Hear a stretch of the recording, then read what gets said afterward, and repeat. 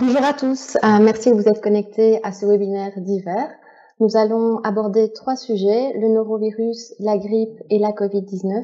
Donc trois virus qui aiment beaucoup déclencher des épidémies pendant l'hiver. Donc je ne reviendrai pas sur les éléments théoriques déjà abordés lors des précédents webinaires, comme par exemple les modes de transmission des virus, le type de vaccin, les études pharmacologiques par phase, mais vous recevrez un lien pour ces précédents webinaires. Pour que cet exposé soit plus amusant, on a fait quelques petites questions, donc il y a 9 questions et vous pouvez y répondre par WooClap. Je vous montre ici. Donc, comment est-ce que vous pouvez participer au sondage WooClap? Vous prenez votre téléphone, vous scannez le code QR et puis vous arriverez sur les questions. Donc, 9 questions et il faudra répondre à ces questions en moins de 30 secondes. Si vous avez un petit peu du mal à scanner le code QR, vous pouvez aller sur l'adresse www.wooclap.com/webinaire-hiver. Première question concernant le norovirus. Le norovirus ne survit pas aux températures négatives. Toutes les personnes qui ont répondu au sondage WooClap disent que cette affirmation, le norovirus ne survit pas aux températures négatives, que cette affirmation est fausse. Alors, je vais vous dire tout de suite, il se fait que le norovirus, il survit aux températures négatives. Donc, vous avez tous la bonne réponse. Donc, le norovirus, il survit entre moins 20 degrés et plus 65. Alors, le norovirus, il a été découvert dans l'Ohio, à Norwalk, en 1968, et donc c'est de Norwalk qui tient son nom norovirus. Il est responsable de gastro-entérite. C'est même le premier agent de gastro-entérite virale chez les enfants, puisque ceux-ci se font souvent vacciner contre le rotavirus. Un cas de gastro-entérite sur 5 est causé par le norovirus, ce qui porte au niveau mondial le chiffre de 685 millions de cas par an. Et donc, ce norovirus est aussi appelé the winter vomiting disease, puisqu'il y a un pic d'incidence durant les mois d'hiver. Quels sont les symptômes du norovirus? Les diarrhées, les vomissements, les crampes abdominales, la fièvre, les douleurs musculaires, les maux de tête. Ceux-ci apparaissent 24 à 48 heures après l'ingestion du virus et ils durent en moyenne 48 à 72 heures. Ces symptômes sont en général bénins, mais ils peuvent être dangereux pour des personnes âgées qui vont se déshydrater, les nouveau-nés, les immunodéprimés. On va faire le diagnostic par PCR sur les selles. Les selles peuvent être conservées au frigo pendant 72 heures, pas plus, parce qu'en fait, après ça, il va y avoir une colonisation bactérienne des selles qui pourrait gêner la détection virale. Le traitement d'une gastro-entérite à norovirus, c'est surtout la réhydratation. On peut également prendre du paracétamol en cas de douleur et en cas de fièvre. Comment est-ce que le norovirus va se transmettre? C'est une transmission féco-orale, donc soit par contact direct avec une personne malade, et a fortiori avec ses diarrhées, ses vomissements, par contact indirect avec des surfaces ou des objets contaminés, et par ingestion d'aliments contaminés, notamment des fruits de mer. Ce sont des épidémies qui sont très difficiles à contrôler, parce que ce virus, il est hautement contagieux. Moins de 100 particules virales suffisent pour déclarer une infection. Et comme je vous ai dit, il va survivre entre moins 20 degrés et plus 65 degrés. Il va persister jusque parfois 3 semaines dans l'environnement et il peut y avoir une excrétion après la résolution des symptômes. Comment éviter cette gastro-entérite à norovirus? Malheureusement, il n'y a pas encore de vaccin disponible sur le marché, mais les études sont en cours. C'est très important de vous laver les mains, de laver les mains de votre enfant, éventuellement si c'est lui qui a le norovirus, de bien rabattre le couvert des toilettes avant de tirer la chasse pour éviter qu'il y ait des projections de vomissures ou de diarrhée à distance de la toilette. Alors, si vous avez une gastro-entérite, ne venez pas travailler, ne cuisinez pas pour les autres. Par contre, voilà, restez à la maison et surtout faites le ménage. Je passe maintenant au deuxième sujet de cet exposé, qui est la grippe. Ma question est, la grippe est causée par l'Haemophilus influenza B. Alors, la plupart d'entre vous, 62%, ont répondu que c'était faux. Ils ont raison. Donc, qu'est-ce que c'est la grippe? La grippe, c'est un virus, le virus influenza, qui est un virus ARN. Il existe 4 types de virus influenza, A, B, C et D, mais ce sont surtout des virus A, B et un petit peu moins C qui concernent l'homme. Donc, c'est tout à fait différent de la bactérie Haemophilus influenzae B, qui est une bactérie à bacille gram négatif, qui peut donner des méningites, des épiglottites, des pneumonies, et pour laquelle on vaccine les nourrissons avec le vaccin hexavalent, donc le vaccin qui comprend aussi la diphtérie, le tétanos, la coqueluche, la polio et l'hépatite B. Alors la grippe, c'est pas si bénin. Je vous rappelle que la pandémie de grippe espagnole en 1918 était à l'origine de 50 millions de morts. Mais bien sûr, voilà, en 1918, on sortait de la guerre, les gens étaient dénutris, il n'y avait pas encore les antibiotiques. La grippe en Belgique, c'est plus ou moins 1000 décès par an et dans le monde, 1 million de décès par an. À titre de comparaison, le Covid en 2020 et 2021, c'est plus de 26 000 morts. Alors, quel risque pour la saison 2021-2022?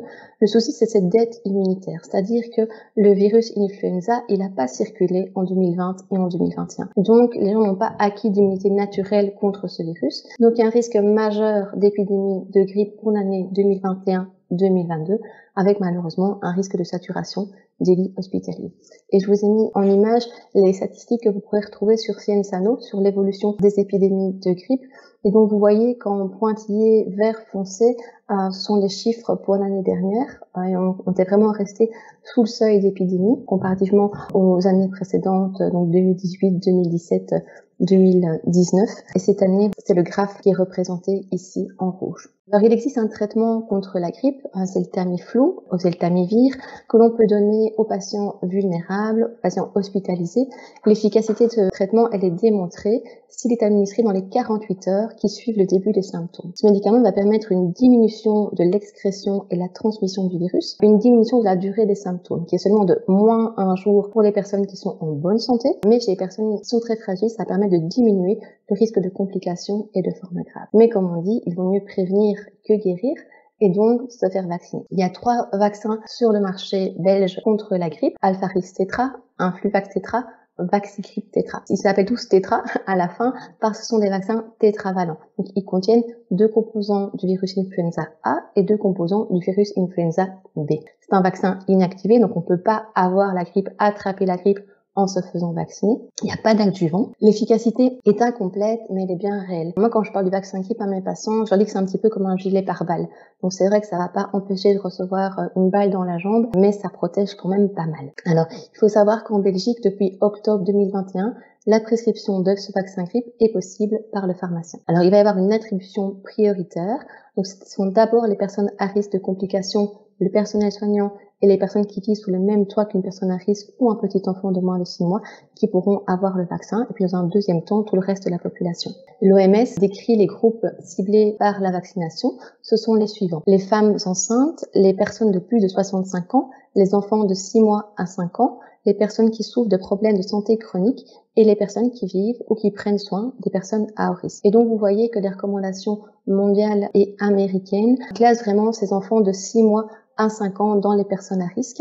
Et donc, les recommandations pour la grippe, c'est une vaccination universelle, annuelle, pour toute personne qui a plus de 6 mois. Alors ça, c'est un dessin que j'avais trouvé il y a longtemps et que j'aime beaucoup parce que pour moi, il symbolise vraiment le but de cette vaccination grippe. Vous voyez qu'au milieu, il y a cette petite mamie très vulnérable qui a fait son vaccin grippe, qui est symbolisé par la petite ombrelle. Mais ce vaccin, il la protège pas bien parce qu'elle n'a pas une bonne immunité. Et puis autour d'elle, il y a des soignants qui ont aussi fait leur vaccin grippe, qui ont leur grand parapluie, qui les protègent bien et qui surtout protègent la petite mamie au milieu. Et donc pour moi, ça c'est vraiment le but de cette vaccination, c'est de nous protéger nous, puis protéger nos patients. Alors donc la vaccination grippe des soignants, donc pourquoi est-ce que c'est important? À savoir, c'est qu'il y a une bonne efficacité qui est attendue parce que le personnel soignant, il est globalement jeune et en bonne santé. Ce vaccin, il va permettre de diminuer les symptômes grippaux. Par contre, il va pas beaucoup diminuer l'absentéisme parce que malheureusement, la plupart des travailleurs viennent sur leur lieu de travail même quand ils ont des symptômes de grippe. Mais ce vaccin va permettre de diminuer la transmission et surtout, ça a été montré de diminuer la mortalité des patients lorsque les soignants sont vaccinés. Alors ici, je vous ai mis le pourcentage de vaccination à Saint-Louis-Bourges. Donc on était parti de 23% en 2017. L'année dernière, on était à 46% du personnel vacciné. Alors c'est pas suffisant. C'est sûr que c'est pas suffisant, mais on est en train de progresser. Donc je suis vraiment optimiste. J'espère qu'on va continuer à augmenter notre taux de vaccination cette année. Voilà, donc c'est pas bon, mais en Europe, c'est globalement pas bon. Donc pour l'année 2014-2015, j'ai trouvé des statistiques qui montraient un taux de vaccination du personnel soignant entre 5 et 54% selon les pays. Et il faut savoir qu'aux États-Unis, c'est un taux qui est beaucoup plus important. Alors, je passe maintenant au troisième sujet, donc la Covid-19. Grippe et Covid-19, selon vous, quel délai faut-il entre la réalisation du vaccin grippe et la réalisation du vaccin contre la Covid-19? Selon vous, il faut 1 mois de délai, 2 semaines de délai, pas de délai. Donc, la plupart d'entre vous, 67%, ont répondu pas de délai et ils ont raison. On peut se faire vacciner contre la grippe et contre la Covid-19 de façon simultanée. Et ça a été prouvé par une étude qui est parue en novembre 2021, appelée comme flu-cov, flu parce que c'est la façon de dire grippe en anglais. Et en fait, ce qu'on a pu montrer avec 679 participants, c'est que cette vaccination concomitante, elle est sans danger et surtout elle est efficace. Dans les précédentes recommandations, il y avait ce délai de 2 semaines entre une vaccination, peu importe laquelle, et la vaccination Covid-19. Et en fait, ce délai, il était dû au fait qu'on ne connaissait pas encore les effets secondaires de cette vaccination Covid-19. Et donc, on avait besoin d'un temps pour analyser ces effets secondaires. Maintenant qu'ils sont bien connus, on peut se remettre de vacciner contre la Covid-19 et contre un autre vaccin, la grippe ou autre. Alors, quand je vous parlais des effets secondaires de la vaccination, il faut bien différencier les effets secondaires connus et la réactogénicité. La réactogénicité, c'est par exemple la douleur au point d'injection, la fièvre, la fatigue, la diarrhée. Ça, c'est la réactogénicité. Par contre, dans les effets secondaires de la vaccination, il y en a vous en avez parlé 2, qui ont entraîné une adaptation des recommandations. Premier, c'est ces événements thromboemboliques décrits sur le vaccin AstraZeneca chez les personnes jeunes, qui ont fait que maintenant, en Belgique, on ne vaccine avec l'AstraZeneca que des personnes qui ont plus de 41 ans. Ce chiffre, cet âge, il varie un petit peu entre les pays. Mais le but, en fait, c'est de ne pas vacciner des jeunes personnes avec l'AstraZeneca parce qu'ils sont plus à risque, même si ça reste rarissime, mais de faire ces événements thromboemboliques. Autre effet secondaire connu, celui des myocardites et des péricardites sur le vaccin Moderna, donc Spikevax. Donc ça, c'est dans l'étude EPIPHAR, qui a montré que par million de doses de vaccin administrées, on avait plus 132 cas de myopéricardite. Alors, cette myopéricardite survenait dans les 7 jours qui suivaient la vaccination. Elle apparaissait surtout chez les jeunes entre 12 et 30 ans. L'évolution clinique était favorable, il n'y avait pas de décès. Mais donc ces événements ont été notifiés et donc ont permis une adaptation des recommandations. Et donc en France, chez les personnes de moins de 30 ans, on préfère le Pfizer au Moderna. En Allemagne, chez les moins de 30 ans, c'est uniquement un vaccin Pfizer. Pour la Belgique, je ne pense pas qu'il y a des recommandations dans ce sens. Je continue avec la Covid-19. On va maintenant parler de la 3e dose. Selon vous, est-ce que la 3e dose de vaccin Covid-19 est un vaccin ARN messager? Donc, est-ce vrai, est-ce faux? Je lance le ou clap maintenant. Donc, 85% d'entre vous ont répondu vrai et ils ont tout à fait raison. Donc, seuls les vaccins ARN messagers ont eu l'autorisation de mise sur le marché pour la 3e dose ou première dose de rappel. 2 vaccins, le vaccin Pfizer et le vaccin Moderna. Pour le vaccin Pfizer, on garde la dose de 30 microgrammes. Pour le vaccin Moderna, on est à la demi-dose de 50 microgrammes. Donc, pourquoi la 3e dose est utile? Donc, ce qu'on sait, c'est que le variant Delta, il est plus contagieux, plus pathogène. Et que l'immunité induite par les vaccins contre le variant Delta est moindre.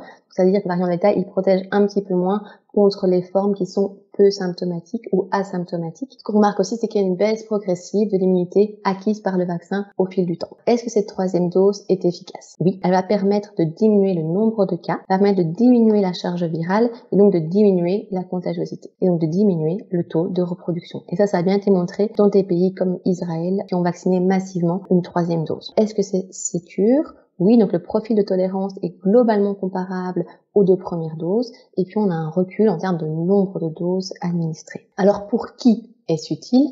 Probablement pour tous. Donc vous avez entendu au dernier Codeco, on parlait d'une 3e dose pour tous au printemps, mais cette 3e dose, on va l'administrer selon un ordre de priorité. Donc d'abord les patients immunodéprimés, et puis les personnes âgées, on est dans cette phase actuellement. Pourquoi? Parce qu'ils sont plus fragiles. Il faut savoir qu'il y a 50% des décès de la Covid-19 qui se sont produits chez les personnes de plus de 85 ans. Ces personnes, leurs défenses immunitaires sont moins bonnes et donc elles répondent moins bien au vaccin. Et puis dans le 3e groupe prioritaire, il y a le personnel soignant. Et donc dans les recommandations françaises, je trouve ça intéressant à souligner, dans ces groupes prioritaires, on retrouvait également les adultes dans l'entourage des personnes immunodéprimées, donc la vaccination Cocoon. Alors, inégalité par rapport au Covid-19, selon vous, quel est le taux de vaccination en Afrique? Donc, selon vous, 5% de la population africaine serait vaccinée, 25% ou 45%.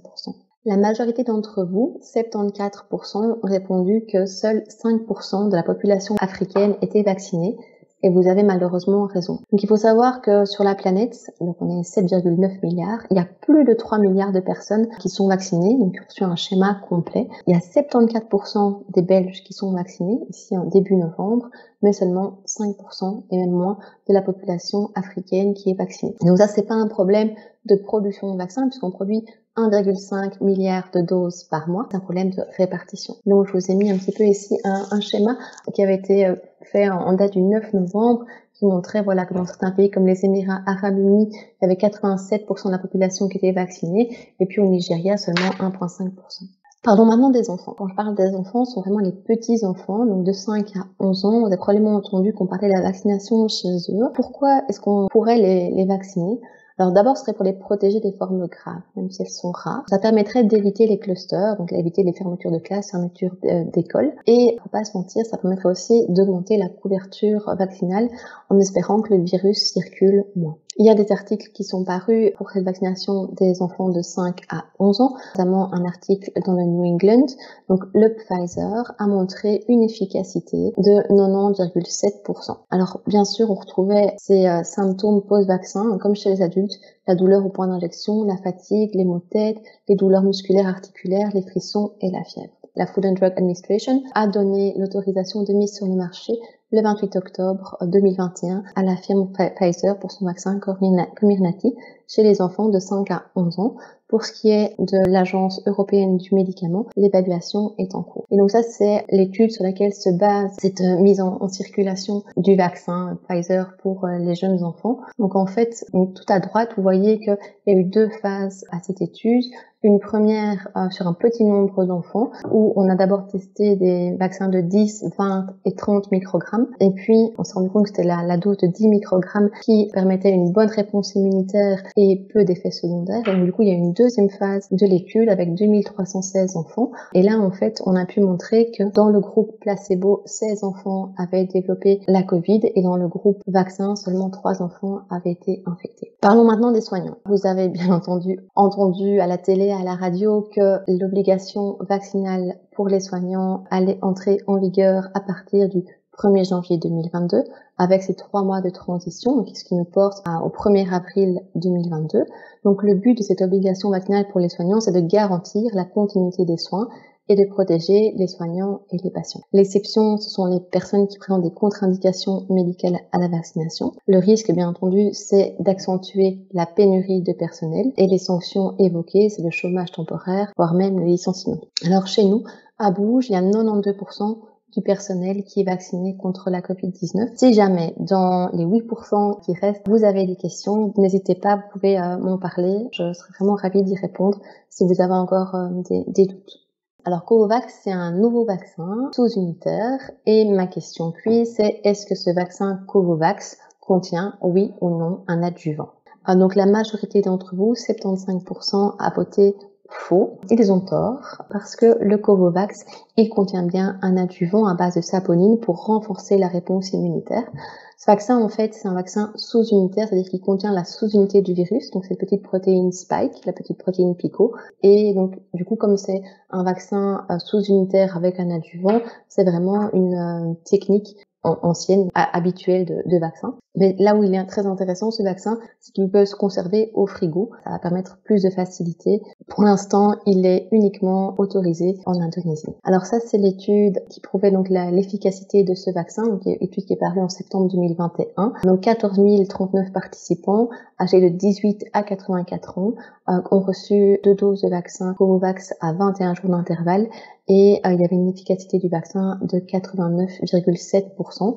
C'est-à-dire que dans le groupe placebo, 96 personnes ont été infectées versus 10 dans le groupe qui a reçu le vaccin.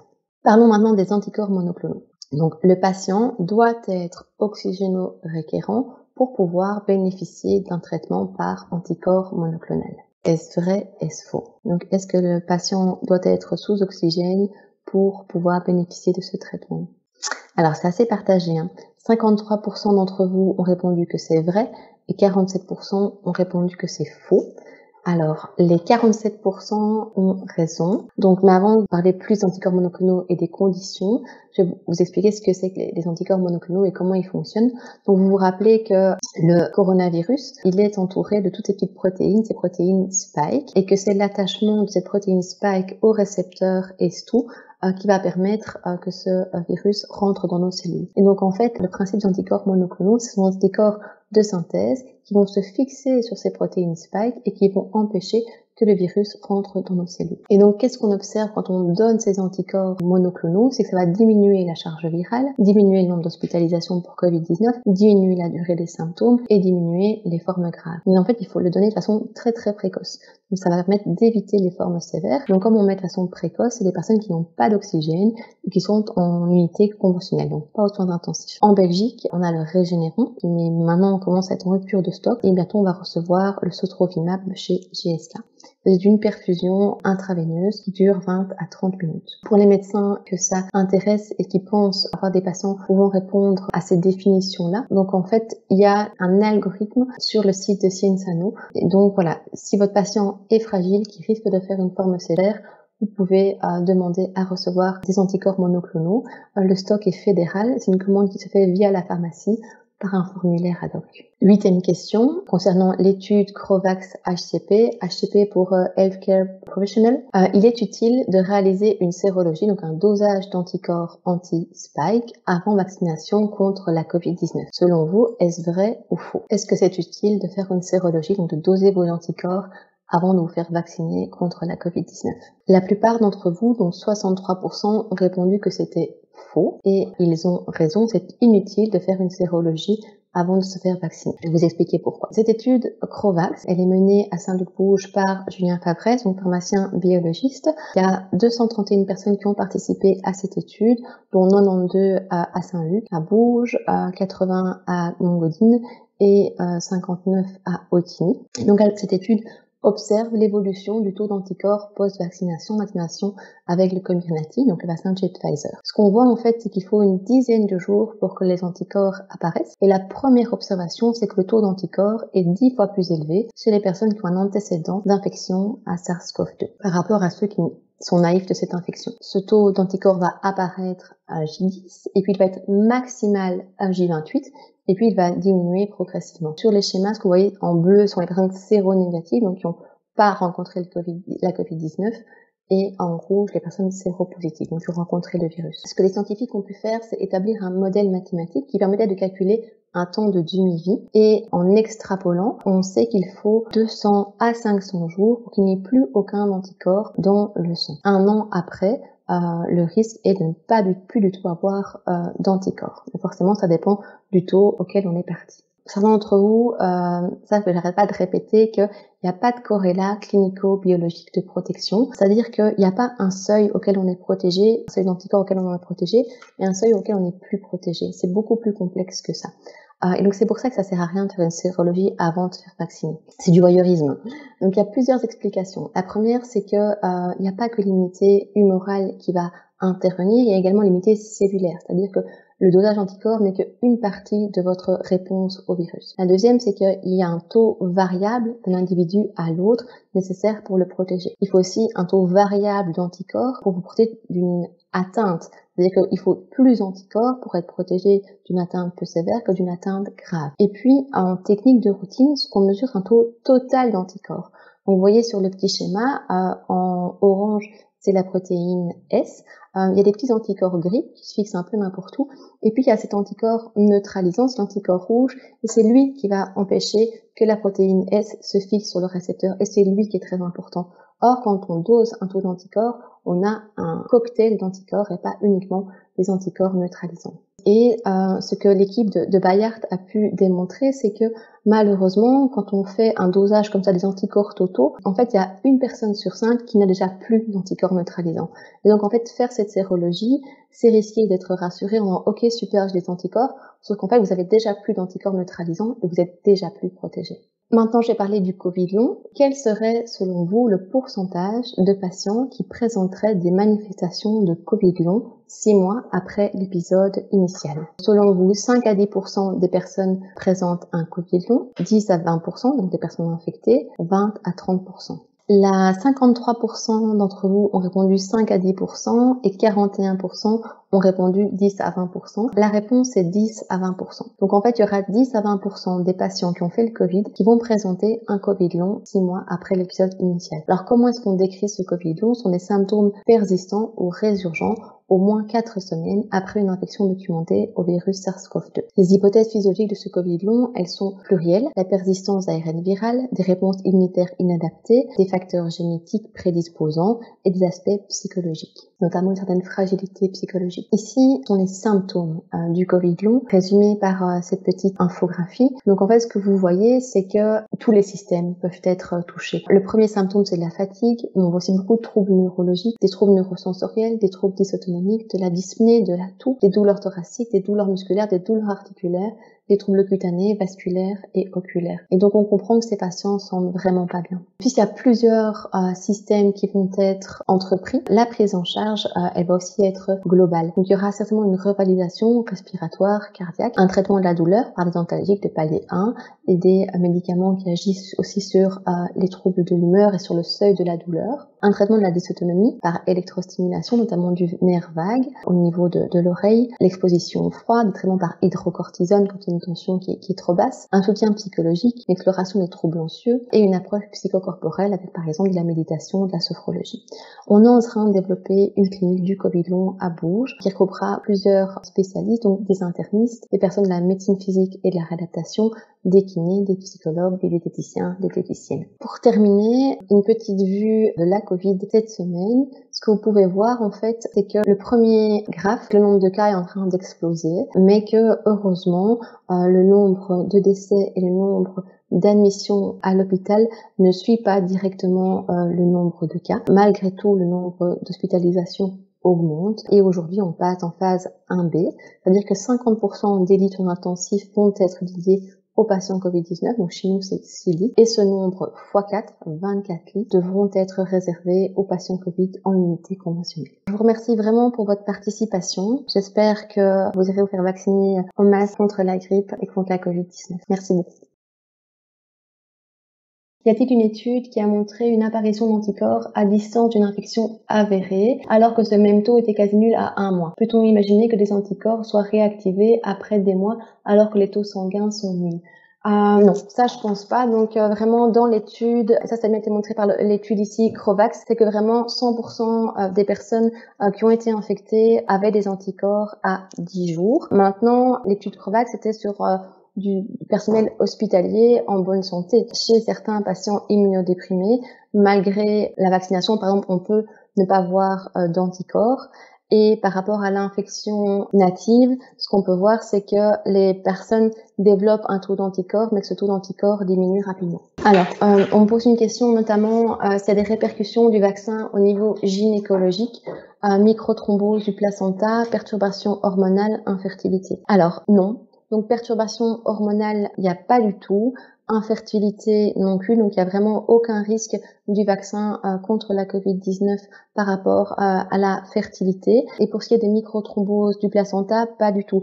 Donc au contraire, les femmes enceintes sont plus à risque de faire des formes graves de la Covid et donc c'est super important qu'elles se fassent vacciner.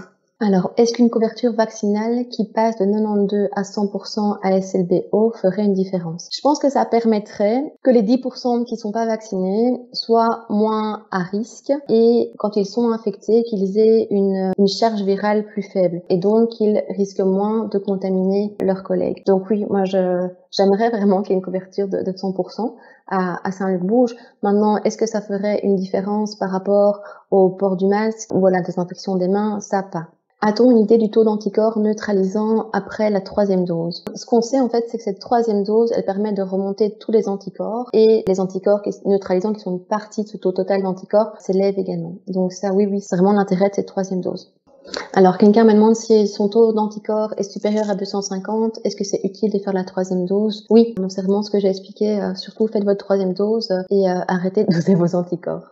Alors pourquoi est-ce que le laboratoire met un seuil à ce chiffre de 250? Je veux dire parce qu'il faut quand même à un moment mettre un seuil pour pouvoir quantifier et qu'il y a des études. Maintenant, ce qu'on ne sait pas, c'est si ce seuil de 250 est suffisant pour vous protéger. Julien Fabresse vient à ma rescousse. Donc, il me dit que le cut-off de 250 est simplement la valeur maximale rendue par la machine sans dilution de l'échantillon. Merci, Julien.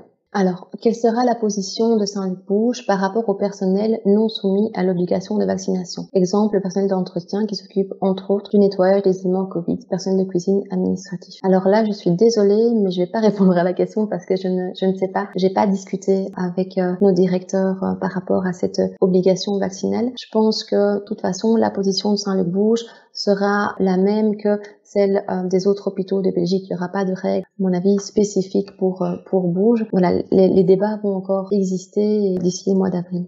Alors, quelqu'un demande s'il y a des contre-indications formelles à la vaccination Covid, les différences entre les vaccins. Les différences entre les vaccins, ça je vais pas y revenir maintenant parce que je l'avais exposé de façon vraiment très très longue lors du précédent webinaire et ça vraiment je vous promets vous allez avoir le lien pour le revisionner. Par contre, les contre-indications formelles à la vaccination Covid, il y en a.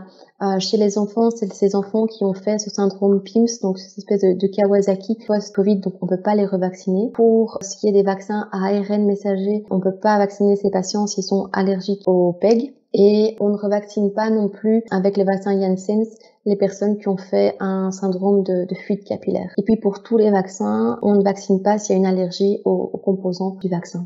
Xavier Van der Bremt, donc notre allergologue, complète qu'à l'hôpital de jour, on vaccine aussi les personnes allergiques au PEG avec une technique de désensibilisation accélérée. Donc ça réduit encore le nombre de contre-indications médicales. Alors, est-ce que le nouveau vaccin est plus intéressant que le Pfizer? Donc j'imagine qu'on parle du nouveau vaccin, on parle du Covovax. Alors, il serait par exemple intéressant pour les personnes qui sont allergiques au PEG. Il est aussi intéressant parce qu'il peut se distribuer facilement puisqu'il est conservé au frigo. Donc voilà, donc il a d'autres avantages. Alors on me demande si le dosage du vaccin pour les enfants de moins de 11 ans est différent de celui des adultes. Oui, donc le vaccin Pfizer c'est 10 microgrammes pour les enfants, donc c'est vraiment une plus petite dose que celle des adultes. Je pose la question si il y a un nouveau vaccin Pfizer qui va arriver, est-ce qu'il va couvrir le variant Delta? J'ai pas l'info. On sait vraiment que les entreprises pharmaceutiques travaillent d'arrache-pied pour faire un vaccin encore plus efficace. Donc je rappelle que les vaccins actuels qui sont sur le marché, ils nous protègent très bien des formes graves. C'est vrai que ce qu'on aimerait, c'est un vaccin qui nous protège aussi des formes peu symptomatiques pour diminuer cette transmission du virus dans la population. Mais voilà, je sais pas quand est-ce que ce vaccin qui colle plus au variant Delta va arriver. Alors, est-ce que faire le vaccin enceinte n'a aucun impact sur le fœtus? Alors, en fait, ça a un impact, mais un impact positif parce que imaginons que vous êtes enceinte, vous allez développer des anticorps et vos anticorps, ils vont traverser le placenta. Et puis, si vous allaitez votre enfant, vous allez aussi lui donner les anticorps que vous avez fabriqués. Donc, en fait, si vous êtes enceinte et que vous avez envie de protéger votre bébé, la meilleure chose à faire, c'est de vous faire vacciner. En quoi la troisième dose est différente des deux premières? Elle n'est pas différente. En termes de dose, c'est la même chose pour le Pfizer. En termes de Moderna, c'est une dose qui est plus petite. Et le but de cette troisième dose, c'est vraiment de rebooster l'immunité, puisqu'on sait qu'au fur et à mesure du temps, les anticorps créés par le vaccin diminuent. Si un seuil supérieur à 250 nous protège, puisque je viens de vivre 3 semaines avec une personne positive sans être devenue positive, et pareil pour mes jeunes enfants, donc le vaccin pour enfants n'est pas nécessaire et la troisième dose ne l'est pas pour tout le monde non plus. Alors, c'est sûr que la troisième dose, elle est peut-être pas nécessaire pour tout le monde maintenant. La troisième dose, elle est nécessaire pour les personnes les plus fragiles et pour les personnes qui répondent mal au vaccin. Et donc c'est pour ça qu'on a commencé par les immunodéprimés, c'est pour ça qu'on a commencé par les personnes âgées. Et nous, personnels soignants, on est aussi appelés à la troisième dose parce que notre taux d'anticorps, il va diminuer. Ça, je vous l'ai déjà dit plusieurs fois, mais on ne sait pas à quelle vitesse il va diminuer et c'est impossible à l'échelle de la population de faire des dosages chez tout le monde, surtout que, comme je vous l'ai dit, ce dosage d'anticorps total ne reflète pas très bien la protection vis-à-vis de l'infection. Alors, la vaccination de la femme enceinte, à quel stade de la grossesse? Il n'y a pas de stade recommandé. Donc, il n'y a aucun souci, peu importe le trimestre, vous pouvez vous faire vacciner. Quelqu'un demande s'il vaut mieux attendre le nouveau vaccin plutôt que de faire le Pfizer maintenant. Je pense que non. C'est vrai qu'attendre le nouveau vaccin, ça permettrait que ce vaccin peut-être colle un petit peu plus au variant Delta, Ce qu'il y a, c'est qu'on peut pas se permettre d'attendre plusieurs mois parce qu'en fait, les chiffres grimpent et grimpent. Moi, je pense que je fais une dizaine de certificats médicaux par jour. Et donc, si on attend le printemps pour se faire vacciner, la vague va être trop importante. Donc, je pense qu'on doit se faire vacciner maintenant. Et quand un nouveau vaccin arrivera, voilà, il sera toujours temps de se refaire vacciner une nouvelle fois. La question, c'est voilà, est-ce qu'il va falloir se refaire vacciner à plusieurs reprises? Probablement. Ça, on n'a pas encore assez de données pour pouvoir y répondre. Mais voilà, on a l'impression que la réponse vaccinale ne dure pas dans le temps. Et donc, on va probablement devoir se refaire vacciner. Voilà, je vous souhaite une bonne après-midi et prenez soin de vous. Au revoir.